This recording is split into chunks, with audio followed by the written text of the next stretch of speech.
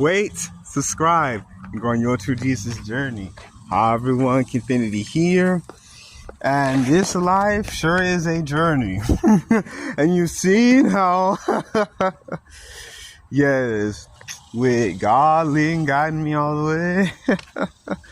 I've seen through all of your comments, and I just know since, I'm doing what God needs for me to do, I know that all of us are being changed throughout this journey. Yes, so always give everything to God alone in Jesus' mighty name. And always allow yourself to be filled and refilled with the Holy Spirit. And yeah, this life is a journey, but you only live your true journey by doing that.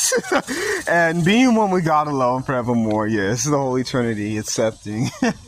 Yes, accepting Jesus, God, the Holy Spirit, and everything. And and since you've done that, and you have, cried out, I love God, everything that you've done personally and that you have commented, shared with others, yes, from you, letting go of all of your past likes, your past habits. I maybe used to be internet troll.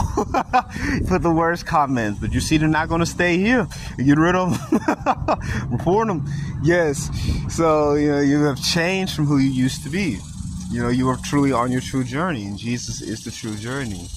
And I love how here in Galatians 5, Paul is declaring, of course, and this is needed for everyone, with how, of course, the Jews, they had where you had to be circumcised. And of course, for centuries up to this point, the Jews have been known as God's chosen people.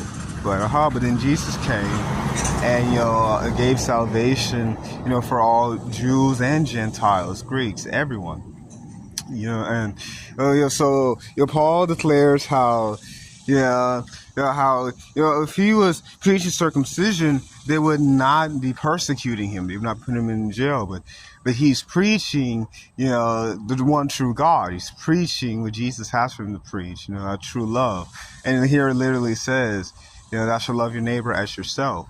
So it's because he's not preaching what the Jews, what the Pharisees wanted him to preach. But he's preaching the truth. He's preaching Jesus, how in the spirit we're truly made pure. We're truly made righteous, not by doing these physical acts, that the Jews and the Pharisees were doing.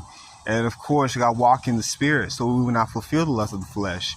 But, we accept Jesus into our lives, and we are filled with the Holy Spirit, and we have the fruits of the Spirit: love, joy, peace, temperance, long-suffering, of course.